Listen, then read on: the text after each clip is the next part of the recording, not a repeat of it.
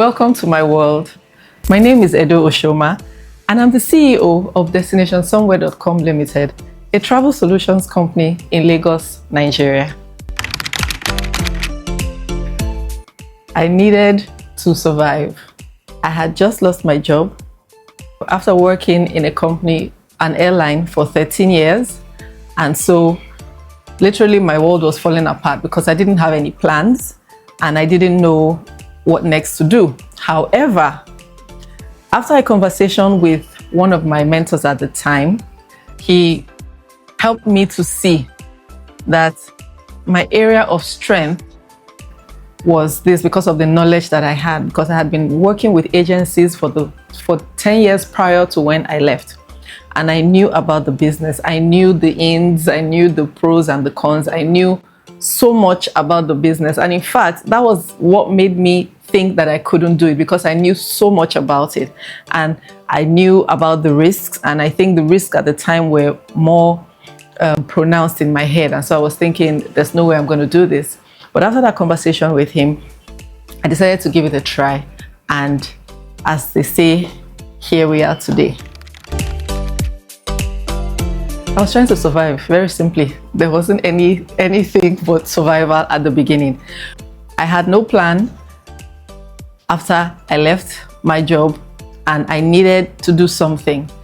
And this was what I knew to do. This is what I had been doing for 10 years before the time that is in question right now. And so I decided, you know what, let me start from my area of strength. And so the first thing was, I need to survive. And that was the problem that I was solving at that time. I mean, when I started, even when I was working, I loved my job. I actually did love my job a lot. And so when I started, the same love flowed into it, because I liked to help people. I liked people curate their travel. I liked helping them get from one point to the other. Aside from that, I also wanted to be one of the professional agents in the business. Like this, I looked at it and I was like, I can actually make a career out of this. So this was me deciding that, okay, I'm going to be in it for the long haul. I might as well do this right. I might as well make sure that I get the trust and the confidence of the people that I'm going to be serving, because this business involves a lot of money. So if someone's going to trust you with that amount of money for their tickets, to purchase their tickets, or for their visas or anything, it's not going to be a good experience for you to walk away with their money, or you don't give them the service that they deserve. And I decided that I was not going to be one of the agents that people would say, oh, I gave this person my money and they ran away with my money, or I gave it to them and I got shitty service, or I didn't see them again, or they just disappeared into thin air. And so at that point, I was like, okay, I'm going to do this, and I'm going to bring in my experience with the airline, bring in everything that I know, and make this a great experience for anyone who comes my way. So the first thing is trust. People need to trust you. Sadly, there have been colleagues that have messed people up. People have given their money to them and then they've disappeared into thin air. So trust is something. They need to trust you. You need to build the trust. And so that's one of the challenges. If you don't have the trust of people, then they're not going to come to you. Secondly, we have a lot of dependencies. We're agents. We're agents for the airlines. We're agents. If we're helping you process your visas, we're agents for the embassies. And so there are a lot of things that are outside of our control. So if I book a ticket for you now and the airline cancels, that's going to mar your experience. I don't have a lot of control, or none of the agents have any control over that. So that's another thing. We have a lot of dependencies. And so to make your experience a good one, we need to sort of try to manage those dependencies to make sure that you have a good experience. Because if you get a ticket and then you get delayed, or your bag gets lost or missing, it impacts that whole experience for you. So that's another challenge that we have. We have a lot of dependencies that we cannot control. The other thing is policies. Government policies and laws and regulations change frequently. So we always have to be on top of our game, because anything that the government says, if a government wakes up tomorrow and changes their visa policies, it affects us. If an airline changes their ticket policies, it affects us. If they stop flying to a certain route, it affects us. So there are a lot of challenges that we have, but then we always try to find solutions, rise above it. The end game is for the customer to always have as best an experience as possible. One that I would remember very, very easily is a customer who had had various denials on her visa applications to the UK, to Canada, to the US. She had had back-to-back refusals. And then she came to us. She wanted to renew, or she wanted to apply again for her UK visa. And so we got down to the business of it. We now took time to sit on the form and make sure that we did the application right, addressed all the issues that she had had prior, and thankfully she got her visa. And the day she picked up her visa and she called, she was very emotional about it and she was so happy, and that really made us really glad. So sometimes customers think that they can do it themselves, because literally, I mean, you can't do it yourself if you want to. You can go online and book your tickets and, go. However, as they say, there are a lot of fine lines in this. There are a lot of restrictions on some tickets if you do not know how, and this is using tickets as an example, if you do not know what to look for and how to interpret what you're seeing, then you can really get into trouble. So there's a misconception that, oh, I really don't need an agent, I can book this myself, until you get into trouble and find that you have booked yourself. Using an example, you have booked yourself a no-piece baggage and you want to carry 2 pieces, and you have to pay that pay excess luggage for those 2 pieces. That's when you realize that there's a reason that someone is an expert in an area. They come with their knowledge, they come with their experience and all of that, and they put all of that into perspective when they are giving you a service or a product.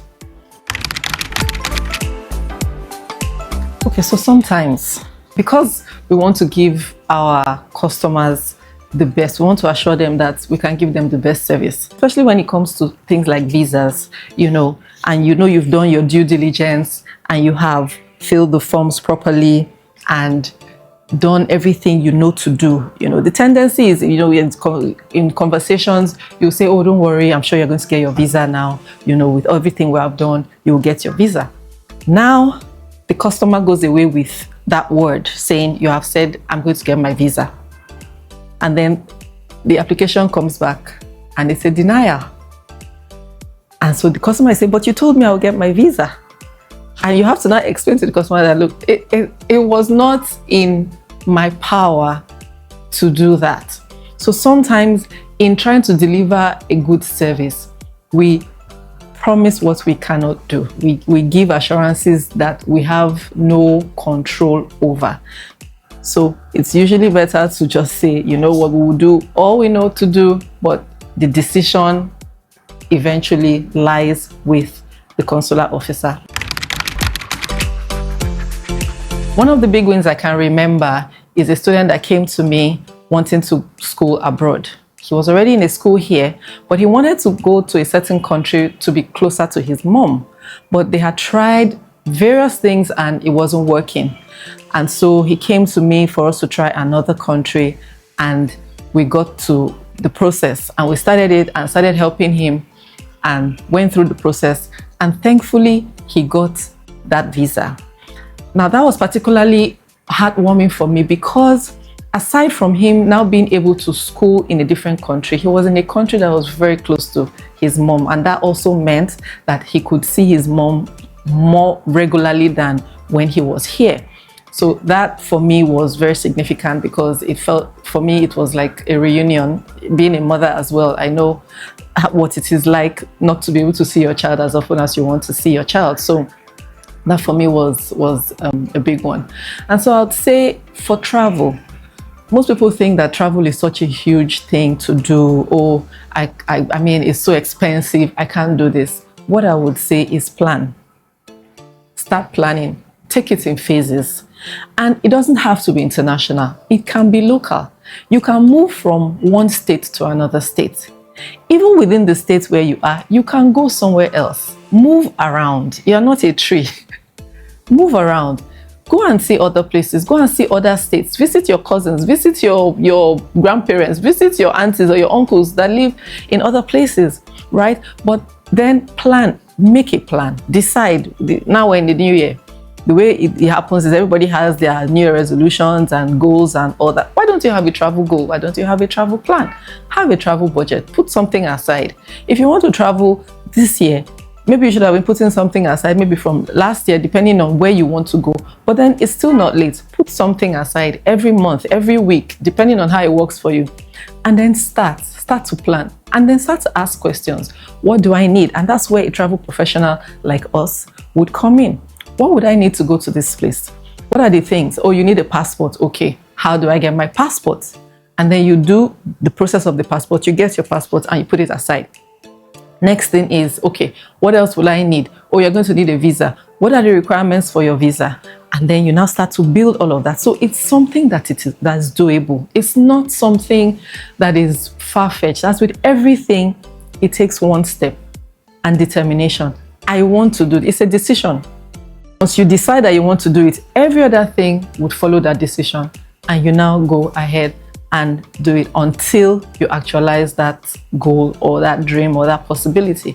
So I would say to you, travel, because travel is a fantastic way to educate yourself. There is no,